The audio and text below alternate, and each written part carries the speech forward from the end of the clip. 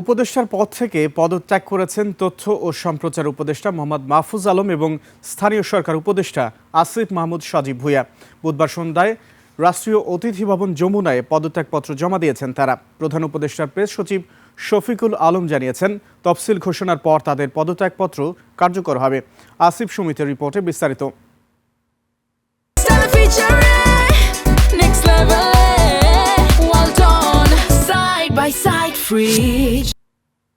বিকেল ৫টায় রাষ্ট্রীয় অতিথি ভবন যমুনায় গিয়ে পদত্যাগপত্র জমা দেন তথ্য ও সম্প্রচার উপদেষ্টা মোহাম্মদ মাহফুজ আলম এবং স্থানীয় সরকার, পল্লী উন্নয়ন ও সমবায় মন্ত্রণালয় এবং যুব ও ক্রীড়া মন্ত্রণালয়ের উপদেষ্টা আসিফ মাহমুদ সজীব ভূঁইয়া। প্রধান উপদেষ্টা ডক্টর মোহাম্মদ ইউনুস তা গ্রহণ করেন। পরে ব্রিফিংয়ে প্রধান উপদেষ্টার প্রেস সেক্রেটারি জানান, এই পদত্যাগ কার্যকর হবে ত্রয়োদশ সংসদ নির্বাচনের তফসিল ঘোষণার পর। উপদেষ্টারা রাষ্ট্রীয় অতিথি ভবন যমুনায় উপস্থিত হয়ে পদত্যাগপত্র জমা দিলে প্রধান উপদেষ্টা তা গ্রহণ করেন।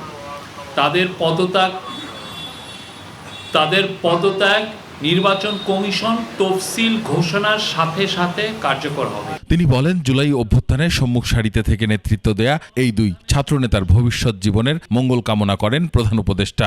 জাতিকে ফ্যাসিবাদী শাসন থেকে মুক্তির পথে অবদান তা স্মরণীয় হয়ে থাকবে বলেও মন্তব্য করেছেন প্রধান উপদেষ্টা।